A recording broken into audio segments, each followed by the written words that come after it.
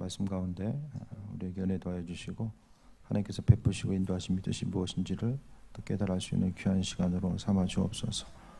이 시간이 헛되이 흘려보낸 시간 되지 않게 하시고 주님의 깊으신 뜻과 인도하실 마음판에 새길 수 있는 귀한 시간으로 삼아 주옵소서. 예수님의 이름으로 기도했습니다. 아멘. 기독교 역사 가운데서 바울 사도가 차지하는 위치는 너무나도 중요합니다. 그가 유일한 사람은 아니었어요. 사도 바울뿐만 아니라 또 성경에 나와 있는 또 복음을 전하기 힘썼던 사람들이 전부가 아니라 그 외에도 성경에 기록되지 않은 수많은 사람들이 복음 전파를 위해서 힘써 나아갔습니다. 성경에 나와 있는 예수님을 만나고 나서 변화된 사람들이 정말 많이 있었고, 어떤 사람들은 이걸 어떻게 표현하냐면은 주님 이후에 부활하신 예수님을 경험하고 나서 그 영화관 가면은 팝콘 기계가 있잖아요. 팝콘이 어떻게 나오지 한 번에 뻥 터져가지고 여러 개가 이제 그 옥수수 알갱이가 터져가지고 나오잖아요. 그거와 마찬가지로 복음이 전해졌을 때에 그 팝콘 터지는 것처럼 일시에 한 번에 빵 터진 거예요. 그래서 많은 사람들이 이제 흩어지게 되고, 그 중에서 성경에 기록된 것은 이제 일부분의 사람들이고, 또 초대 교회가 그 중에서 사도 바울이 행하셨던 그가 이제 구약에 있는 그 신앙적인 내용들을 신학적으로 체계화시켰던 것이 사도 바울이고, 신학적으로 체계화시키고자 했던 사람들은 바울 말고도 있었을 거예요. 그런데 초대 교회는 사도 바울이 가졌었던 신학적인 세계와 사상, 그 중심을 교회의 전통 가운데 받아들이게 됩니다. 그래서 이 신약 성경이 우리에게 또 바울 서신이 가장 중심적으로 가장 많이 있잖아요.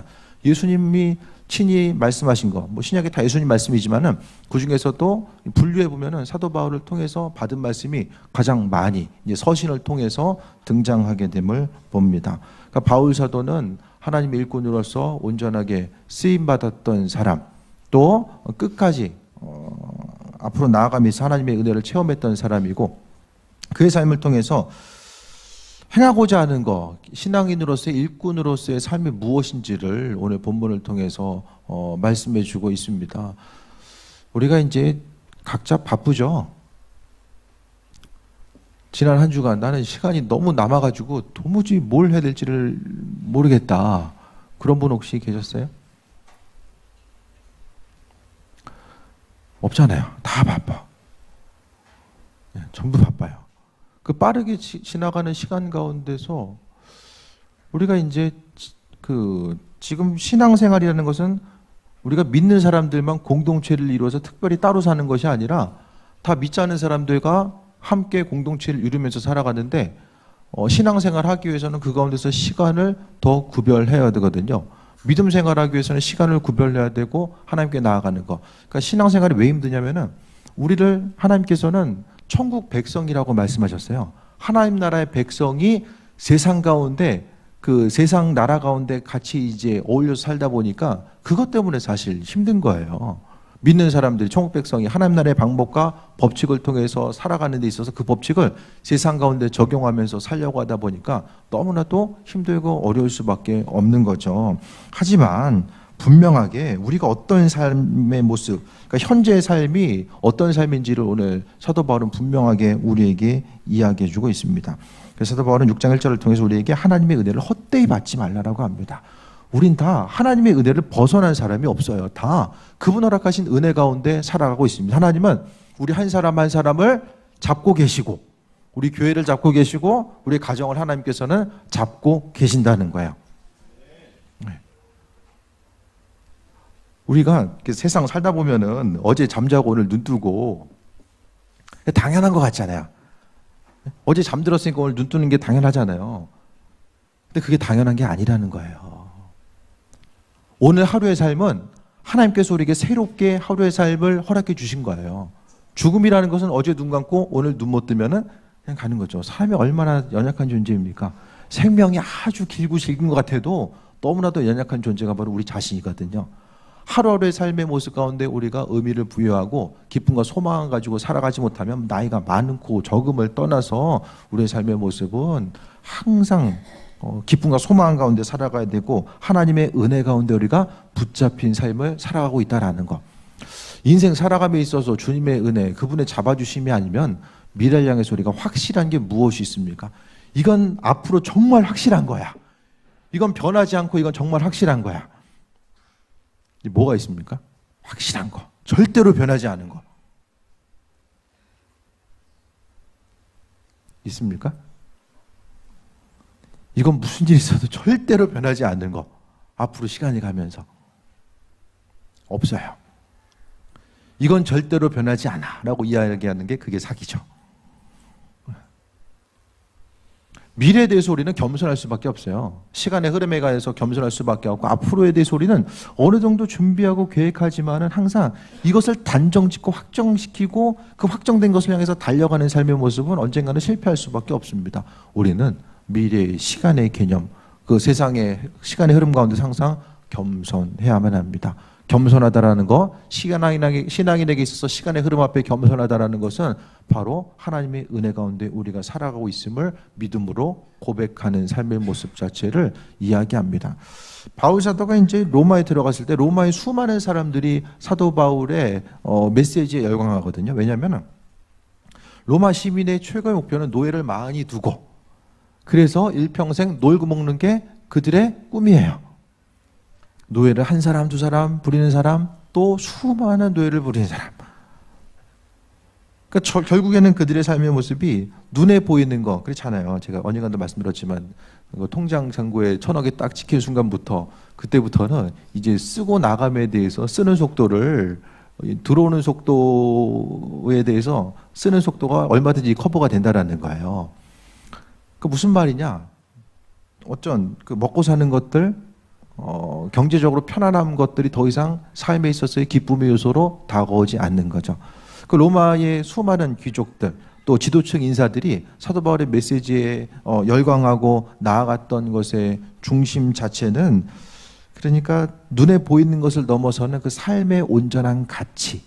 그러니까 보이는 경제적인 물질 세계가 아니라 그것을 넘어서는 온전한 가치를 사도 바울이 선포한 거죠. 그러니까 시간의 흐름 앞에 겸손하고 나아가면서 진정한 행복이 무엇인지를 이야기하다 보니까 그들의 마음속에 이제 움직임이 요동함이 있게 되고 그리고 그리스도 예수의 말씀 이 당시에 로마는 만신전이에요. 수많은 종교들을 로마가 합병할 때마다 하나씩 신들을 가져와요. 그래서 가져와가지고 그들은 어차피 똑같이 신들은 하나하나의 그냥 개념이에요. 만신전에다가 정복한 신들 하나 더 가져와가지고 똑같이 섬기면 되거든요. 근데 예수님 그리스도의 말씀, 하나님은 형상이 없어요. 형상이 없는 것들, 지적인 세계를 추구하고 영적인 세계를 추구하는 그들의 메시지, 바울의 메시지에 또 로마의 시민들이 열광하게 됩니다. 세상을 살아감에 있어서 우리는 하나님의 은혜 가운데 지금도 살아가고 있다는 거. 내일 하루, 다들 계획 있으시죠? 내일 하루의 계획. 학교 가야 되고, 직장 가야 되고, 다 계획했잖아요. 그날 하루를 어떻게 확신할 수 있습니까? 하나님이 그날 하루 우리에게 주셔야지만이 그 하루가 가능한 거예요. 믿지 않은 사람들도 그냥 똑같이 하루하루 살아가는데 여러분 착각하지 마세요. 믿는 사람의 삶과 믿지 않는 사람의 삶은 똑같이 하루를 살고 움직인다고 할지라도 그것이 달라요. 왜 다르냐? 믿는 사람의 삶은 하나님의 백성으로서의 온전한 삶을 누리고 있는 것이고 믿지 않는다라는 것은 죽음 이후에 영원한 삶이 사망이 기다리고 있다는 것을 이야기하잖아요. 끝까지 달리다 보면은 결국 낭떠러지거든요. 그 낭떠러지를 향해 떨어지는 거 성경 분명히 영원한 사명을 이야기하고 있습니다. 그렇기 때문에 우리의 삶을 통해서 돌아봐야 될 것은 내 삶의 가치, 하루하루를 살아가는 인생의 가치가 무엇인지를 분명히 돌아봐야 돼요. 그래서 2절부터 보면 사도 바울이 이야기합니다. 보라 지금은 은혜 받을 만한 때요 지금은 구원의 날이로다. 하나님의 은혜를 소유하고 경험하고 기쁨과 행복한 삶을 살아가는 것. 오늘 하루의 삶을 사는 것이 기쁘지 않으면 내일도 마찬가지예요. 하루의 삶 자체가 하나님의 말씀과 인도하심 그분의 관계성 가운데 오늘 하루가 지겨우면 그러니까 믿음의 영역 가운데 많은 사람들이 착각하는 게 뭐냐면은 내가 지금은 죽어라고 고생하지만 힘들고 어렵지만 이를 악물고 버티면 언젠가는 쨍하고 해뜰 날이 내 인생 가운데 펼쳐질 거야. 언젠가도 한번 말씀드렸잖아요. 믿음 생활은 그런 개념이 아니라는 거예요. 내가 지금은 죽어라고 버티자. 언젠간 해뜰 거야. 그럼 그 버티는 시간은 인생에 있어서의 좀 지우고 싶은 기억이고 힘들고 고난 가운데 있는 시간이고 별로 인생 가운데 의미 없는 시간입니까? 인생의 삶 자체가 길어야 100년인데 하나님은 그 지우고 싶은 그 기억을 우리에게 남겨주는 것, 그것이 하나님 보시기에 의미가 있는 일입니까? 아닙니다. 여러분, 정말 믿을 만한 사람은 언제 분별이 돼요? 어려울 때잖아요. 어려울 때, 어려운 순간에. 고난의 때에 내 정말 옆에 있는 사람이 누구인지가 진짜 내 친구고 내 동료잖아요. 하나님과의 관계성도 마찬가지입니다. 고난의 순간에 더 주님을 경험하게 되고 그분의 이끄심과 인도하심을 경험하게 됩니다. 그렇기 때문에 사도 바울이 행했던 것은, 바울은 복음 전파하는 사람으로서의 직분을 감당하고 있어요. 여러분의 교회에서의 직분, 또 각각에 속해 있는 곳의 직분이 있잖아요. 그 직분을 감당하기 위해서 사도 바울은 힘썼는데, 그는 사도 바울의 직분은 복음 전파자야. 그리스도 예수를 경험하고 그 예수를 전하는 것이 바로 복음 전파자의 직분입니다. 여러분 직분은 무엇입니까? 직분이 무엇입니까? 직분이라는 것은 삶의 목표와도 연결이 되죠. 직장에서 돈을 벌어도 나는 돈 많이 버는 게 목표야. 그게 궁극적인 목표는 아니잖아요. 돈 많이 벌어가지고 뭐를 기대하고 소망하는 바가 있으니까 이제 목표가 되잖아요. 그 기대하는 바와 소망하는 바가 하나님과의 연결성 가운데 분명하게 있지 않으면은 내가 아무리 소유하고 많은 것을 가졌다라고 할지라도 그것을 소유하고 또 누리는 것은 또 다른 문제가 될 수밖에 없다라는 거예요. 내가 소유하는 것, 내가 누리고 그것을 가지고 쓰임받는 것도 다 하나님의 허락하심이 있어야지만이 가능한 거죠. 작년인가요? 작년 그 동해 쪽에서 이제 목사님이 교회를 참 잘 건축하셨는데 건축하시고 돌아가셨어요. 건축까지가 그분 사명인 거예요. 그리고 학교에서 지금 친하게 공부하는 그 목사님도 유학을 준비하다가 못 갔어요. 왜냐면은 아버지가 교회 건축하고 나서 3일인가? 있다가 뇌출혈이 와서 어쩔 수 없이 교회를 또 담임하게 되는 그런 상황들이 와서 이렇게 된 거죠. 그러니까 이것은 뭐 하나의 또 극단적인 예라고도 볼 수 있겠지만은 우리에게 사명이 있고 하나님이 사명 감당하라고 하신 데까지 우리는 감당하는 거예요. 아무도 우리 인생 가운데서 나머지 것들을 다 돌아볼 수는 없어요. 기대하고 소망하는 것 자체가 사람이 계획하고 준비하는 것. 그러니까 삶이 겸손하다는 것은 우리가 하나님 앞에 어떤 존재인가를 분명하게 인식하는 거예요. 그래서 하나님이 보시기에 정말 믿을 만한 존재, 사명 가지고 살아가고 끝까지 달려가고자 하는 그 삶의 여정과 하나님께서 은혜를 더해 주시는 거죠. 그게 아니면 우리의 삶이 날마다 그냥 죄만 들어간다. 그거 그렇게 되면은 인생에 있어서의 참된 의미성을 발견하기가 힘듭니다. 각자의 사명 자체, 여러분 인생 가운데 사명은 바로 하나님과의 관계성 가운데 연결이 돼야 돼요. 그게 진정한 사명입니다. 이 교회 와서 어떤 특별한 뭐 이렇게 직분을 맡고 살아가는 이 사명을 거기에만 국한시키는 것이 아니라 여러분의 인생 가운데 공부를 하든 돈을 벌든 어디서 무엇을 하든지 간에 그 일들이 하나님의 뜻과 연결점을 좀 찾아봐야 돼요. 별로 연결점이 없으면은 사라지는 거죠. 주님 앞에 관계성은 나는 인생을 열심히 살았는데 그 열심히 산 것 자체가 세상적인 관점과 인생의 관점과 열심히 살았을지 모르겠지만은 그 내가 생각하는 그 열심이 하나님 보시기에 인정받는 그런 열심이 되어야 됩니다. 오늘 바울 사도의 예는 3절부터 봅니다. 그가 직분을 감당함에 있어서 직분이 비방을 받지 않게 하려고 무엇이든지 아무에게도 거리끼지 않고, 바울 사도는 날마다 가는 데마다 지겹게 귀에 못이 박히게 들은 것은 네가 왜 사도냐? 네가 왜 사도냐?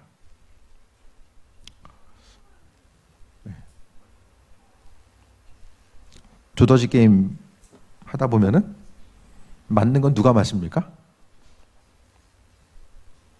동네 가면 있어요. 한번 해보세요. 올라와야지 맞잖아요. 안 올라오면 맞을 일도 없어요. 직장에서도 마찬가지고 조용히 제거되는 사람은 올라오는 사람. 올라오면 이제 타겟이 되는 거죠.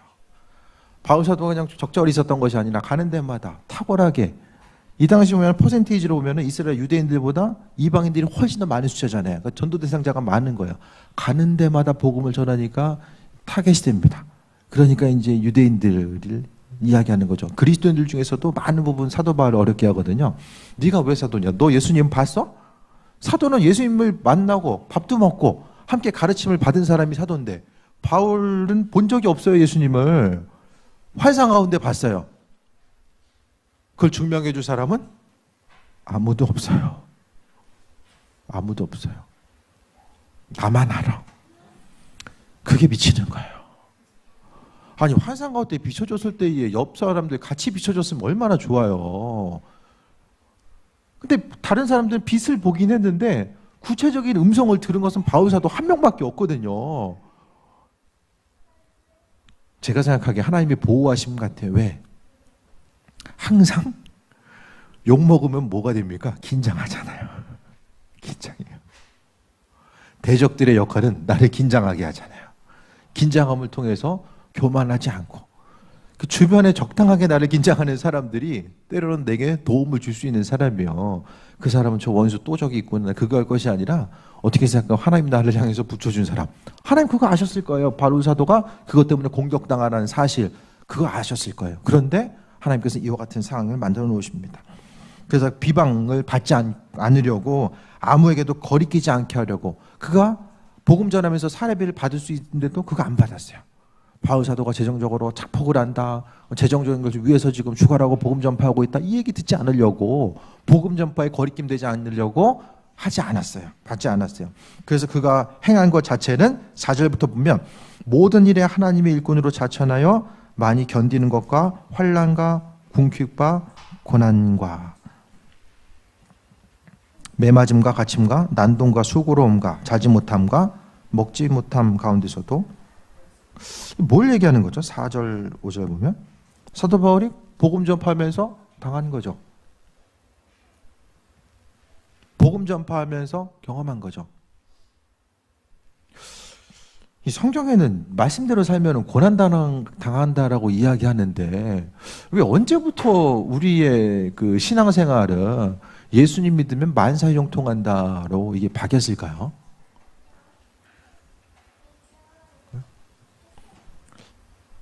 성경은 계속해서 예수님 잘 믿었던 사람들은 고난을 이야기하잖아요. 예수님 믿는 것으로 인한 고난. 눈에 보이는 이 물질적인 환경 가운데서는 계속해서 고난을 이야기하거든요. 예수님의 제자들도 베드로도 어떤 사람입니까?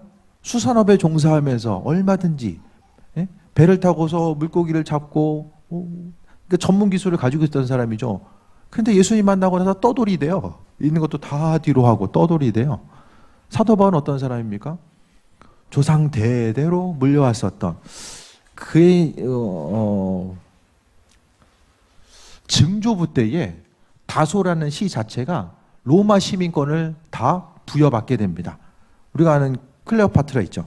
클레오파트라를 중심으로 한 로마에 있어서의 이런 이 전쟁과 정쟁 싸움 가운데서 다소 시민이 갑자기 이름이 생각이 안 나는데 로마의 어떤 그 권력 가운데서의 한 사람을 도와주게 돼요. 그 도와주게 되는데 그 은혜를 그 생각하면서 나중에 이제 황제가 된 그 사람이 다소 시민들에게 예전에 내가 힘들 때 정적과의 싸움 가운데서 힘들 때 나를 도와줬지. 그래, 내가 은혜를 베풀어 줄게. 그래서 다소에 사는 시민 모두가 로마 시민권들을 다 받게 됩니다. 그것이 바로 사도 바울의 증조부 때의 일이에요. 그래서 조상 때부터 로마 시민권을 다 부여받게 되죠. 그래서 학문적으로 헬라어를 하는 사람, 히브리어뿐만 아니라 헬라어를 하고 헬라 사상에 능통했던 사람, 또 히브리 사상과 언어에 능통했던 그 사람. 그래서 가만히 있어도 그냥 앞날이 그냥 다 열려있던 그 사람이 예수님 만나고 나서 그 인간적으로 생각하면 예수님 만나고 나서 가장 불행하게 된 사람이 바울이죠. 유대교에 있었던 동료들은 바울을 보면서 우리가 생각했을 때 이단에 빠진 사람들 보면서 안타깝다 여기잖아요. 그러니까 이단에 빠져가지고 집안 말아먹은 대명사가 같은 이전에 그 유대인 공동체에 있는 사람들이 바울 보기에는 그 사람의 대명사가 바로 바울인 거야. 아니 가만히 있었으면은 그의 앞날이 열릴 수밖에 없는 학문적으로 또 종교적인 열심 또 정치적으로 엮여 있는 이런 열심 자체가 그는 가만히 있었어도 되는 상태였는데 그 열심이 앞으로 나아감에 있어서 나중에 그가 그래도 주님께서 만나주신 것은 그것이 다 하나님을 위해서 하는 일로 하나님께서 여기셨기 때문에 그래서 불쌍히 여기셨다. 그 열심을 보셨다라고 이야기하잖아요. 그래서 예수님 만나고 나서 그가 당한 것이 4절, 5절에 나와 있는 것처럼 예수님 만나니까 이렇게 됐다라고 이야기하는 거예요. 근데 우리는 신앙생활 하다가 어려운 일 생기면 참 이상하죠. 왜 이렇게 어렵지? 이 어려운 게 이게 사실이잖아요. 예수님 만나면 고통당하는 게 사실입니다. 초창기 한국 교회에 있을 때에 예수님 믿으면은 구원받는다. 예수님 믿으면 모든 것이 다 풀리고 하나님의 은혜 가운데 새 힘 얻고 잘 먹고 잘 사는 거기까지 연결된다. 이제 이야기하다가 이게 변질돼가지고 잘 먹고 잘 살려면 예수님 믿어야 된다. 이 앞뒤가 바뀐 거예요. 예수님 믿으면 하나님께서 은혜 주신다. 그것을 이제 바뀌어가지고 은혜 자체를 눈에 보이는 물질적인 세계에 국한시켜서 잘 먹고 잘 살려면 교회 나와야 된다. 이것으로 이제 변화돼서 이게 믿음이 변질되다 보니까 물론 하나님 책임지심이 있겠지만은 이 전후가 다르잖아요. 무엇이 먼저인가? 믿음이 먼저죠. 그리스도 예수를 만나고 나서 사역자로 감당하려고 보니까 이런 수고와 어려움을 경험하게 됩니다. 이것이 2000년 전의 얘기만 아니라 이때부터 지금까지 수많은 사람들이 그리스도 예수를 위해서 지금도 선교지를 향해서 나가시는 분들은 뭐 목사님들도 그렇고 다 보면은 뭔가 좀 능력이 떨어지는 분들이 선교지로 나가진 않아요. 대부분 보면 한국 교회에 왔었던 그 100년 전에 이 땅에 선교사님으로 오셨던 영국과 미국의 선교사들은 거의 다가 엘리트들이 오게 됩니다. 미국에서 할 거 없는데 선교 한번 나가볼까? 이런 사람은 없었어요. 대부분의 사람들이 옥스퍼드나 하버드나 유명한 학교의 사람들이 뒤로 하고서 온 거예요. 못 배운 사람들 또 어떤 위치 없었으면 이 땅에 와가지고 의료 사업과 선교 사업, 그 교육 사업을 할 수가 없었을 거예요. 그러니까 하나님께서 사명을 맡겨서 그 땅에 오지 중에 오지 가면은 죽는다라고 했었던 그 정말 오지 중에 오지가 바로 이 땅이었었거든요. 흑암의 세력이 있고 빛이 들지 않은 이곳에 수많은 사람들이 왔던 것. 그들은 왜 왔을까요? 그들은 생각하면서 이 땅에 대한 그 선교에 대한 비전, 그 마인드를 가지고 있을 때 누굴 생각했을까요? 분명히 사도 바울의 이 고린도서의 말씀을 기억했을 거예요. 복음 전파하는 삶의 모습, 믿는 자로서의 세상을 사는 것의 그 중심이 무엇인지를 분명히 깨달아 알았을 것입니다. 어려움이 있었지만 사도 바울은 7절에 진리의 말씀과 하나님의 능력으로 의의 무기를 좌우해 가지고 하나님의 도우심이 있었다라는 거죠. 하나님의 도우심과 예비하심, 그분의 능력 가지고 사명 감당했음을 이야기하고 있고 또 영광과 욕됨으로 고랬으며 악한 이름과 아름다운 이름으로 그가 그리스도 예수의 말씀과 인도하심 가운데 세임 얻고 승리하는 삶을 살고자 했습니다. 그래서 결론적으로 8절 후반절부터 이야기합니다. 우리는 속이는 것 같으나 참되고 복음 전하라고 했을 때에 저게 사실일까? 복음 전파하고자 했을 때에 듣는 사람이 이거 속는 거 아니야? 이렇게 생각할 수 있잖아요. 무슨 영원한 생명? 2000년 전에 왔었던 그 고대 근동의 예수님하고 나하고 무슨 상관이야? 왠지 속는 것 같아. 하지만 우리가 속이는 것 같으나 이게 참된 거다. 무명한 것 같으나 유명한 자. 복음 전파하고자 했을 때에 그의 이름이 교회에 기록된 사람도 있지만 기록되지 않은 수많은 사람들도 있잖아요. 세상에 살아가면서 아무도 내 이름을 기억하지 않는 무명한 사람 같으나 그 사람 유명한 사람들. 왜? 하나님이 그 이름을 기억하시기 때문에. 복음의 일꾼들 이름을 하나님 기억하시기 때문에 유명한 자고 죽은 자 같으나 보라 우리가 살아있고 힘들고 어려움 가운데 때로는 죽음을 경험하게 되는 고통 가운데 있다라고 할지라도 죽음이 아니라 살아있고 징계를 받은 자 같으나 죽임을 당하지 아니하고 징계를 받은 것 같다는 것은 세상을 살면서 힘들고 어려움의 순간이 있지만 그래도 하나님께서 죽은 것이 아니고 우리를 죽이지 아니하시고 또 10절에 근심하는 자 같으나 항상 기뻐하고 눈에 보이는 환경 가운데서 근심 걱정거리가 있다라고 할지라도 우리가 항상 기뻐해야 되는 존재 또 가난한 자 같으나 많은 사람들을 부유하게 하고 이 성경 가운데서 지금 세상에서의 관점은 많이 가진 자와 못 가진 자가 잔고 액수를 통해서 부의 개념을 통해서 이야기하지만 가난한 자 같으나 부유하게 하고 라고 이야기하는 것은 가난한 자 같으나 많은 사람을 부유하게 하는 거. 그러니까 하나님 보시기에 합한 자는 부유한 사람은 바로 많은 사람, 주변 사람들을 부유하게 하는 사람이 정말 부자다. 그걸 지금 말씀하고 있는 거예요. 그리고 아무것도 없는 자 같으나 모든 것을 가진 사람. 지금 여러분이 있고 없음에 대해서 판단했을 때에 우리가 무의식 중에 나는 이런 것들을 가지고 있으니까 조금 있고 앞으로의 삶의 여정 가운데서 다른 사람과 비교했을 때에 이건 좀 있는 것 같고 이거 좀 없는 것 같은데 생각할 수가 있잖아요. 하지만 하나님 보시기에 내가 어떤 사람인가, 하나님 보시기에 내가 정말 부유한 사람인가, 그렇지 못한가, 그것을 우리는 바라봐야 됩니다. 세상적인 관점 가운데서는 이건희 회장이 제일 부자잖아요. 그렇죠? 하나님 보시기엔 어떤 사람일까? 그걸 좀 돌아볼 수 있게 되길 바랍니다. 다른 사람을 부유하게 하는 자, 그 사람이 하나님 보시기엔 가장 축복받는 온전한 사람임을 말씀하고 있습니다. 항상 우리는 분별력을 가져야 돼요. 시간의 흐름 앞에 겸손하고 분별력을 가져야 돼요. 그 분별력이라는 것은 다른 것이 아니라 오늘 하루의 삶을 내가 어떻게 살아갈 것인가. 그냥 내 인생을 살아가는 데 있어서 다른 사람들에게 그냥 피해 안 주고 있는 것 가운데서 내가 좀 기쁘고 우리 가족이 만족하고 행복하고, 만족하든 행복하든 다 시간은 지나가거든요. 눈에 보여지는 거, 세상 사람들이 행복이라고 여기고 가치관으로 여기는 그것 가운데 같이 우리가 이게 전부이구나, 그것을 생각하면서 맞물려서 돌아가다 보면 정말로 중요하게 생각해야 될 부분은 놓치고 살아가게 됩니다. 우리는 신앙인들은 이 세상 살다가 그냥 내 생명 끝나면 다 끝이구나, 그것에 대해서 인지하고 그것을 신뢰하는 사람은 아무도 없을 거예요. 우리 믿는 사람들은 세상의 삶이 끝이 아님을 우리가 믿고 있기 때문에 세상에서 보여지는 그것 때문에 날마다 기뻐하고 실족하고 그것을 반복하지 아니하고, 그래도 영원한 하나님 나라에 대한 소망과 기대함 가운데 살아갈 수 있는 그 은혜에 대한 그 기쁨과 소망감이 있기 때문에 하루하루를 살아가게 됩니다. 시간의 흐름을 아무도 거슬릴 수 없고 우리는 날마다 그 흐름 앞에서 겸손해야만 합니다.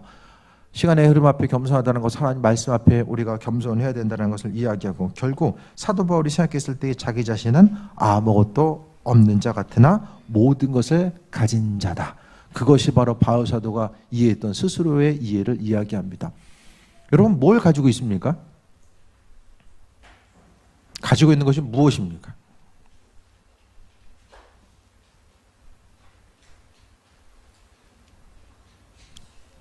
볼 때마다 어떤 가지고 있는 그것은 여러분에게 기대함과 소망함으로 다가옵니까? 실패와 절망으로 다가옵니까? 둘 다 문제죠. 설교 말씀드리면서 가장 많이 말씀드린 주제는 가치를 어디에 둘 것이냐를 계속 말씀드려요. 믿음 생활도 주님께 가치를 두는 사람들은 믿음 생활하는 거예요. 가치를 두는 것에 열정을 쏟고 시간을 투자하고 재물을 쓰거든요. 그러면 내가 지금 가치를 두고 있는 그것이 언제까지 내게 의미성이 있고 기쁨과 소망음으로 다가올 것이냐, 그것에 대해서 지금 이 시간 점검해 보지 않으면 안 된다는 거예요. 시야가 눈에 보이는 그것에만 한정돼 있으면 그것 때문에 우리가 마음과 생각이 요동할 때가 있고 그것 때문에 어려움 당할 때가 있는데, 그것이 아니라 조금 더 넓게 바라보고 조금 더 높은 곳에서 바라보다 보면 내가 누구인지를 분별하게 됩니다.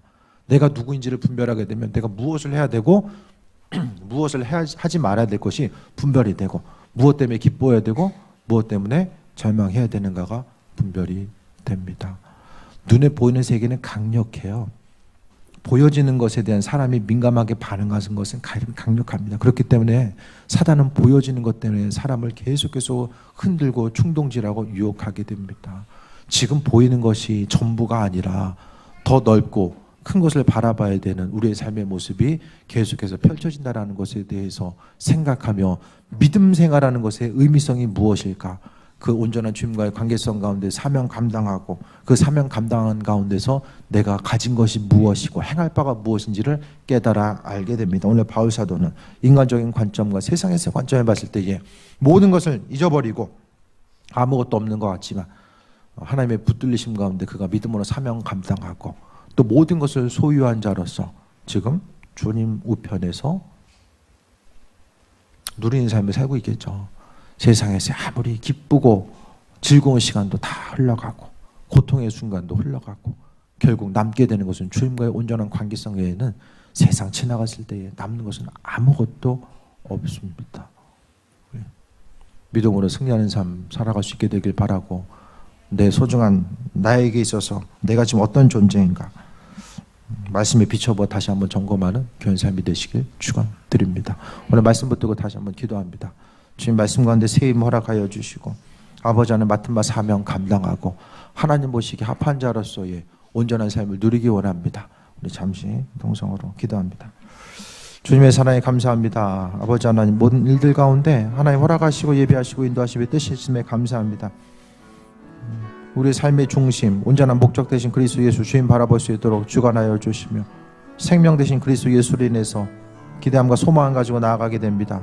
아버지 하나님 눈을 들어 아버지 하나님 기쁨과 소망을 가지고 나아갈 수 있도록 주관하여 주시며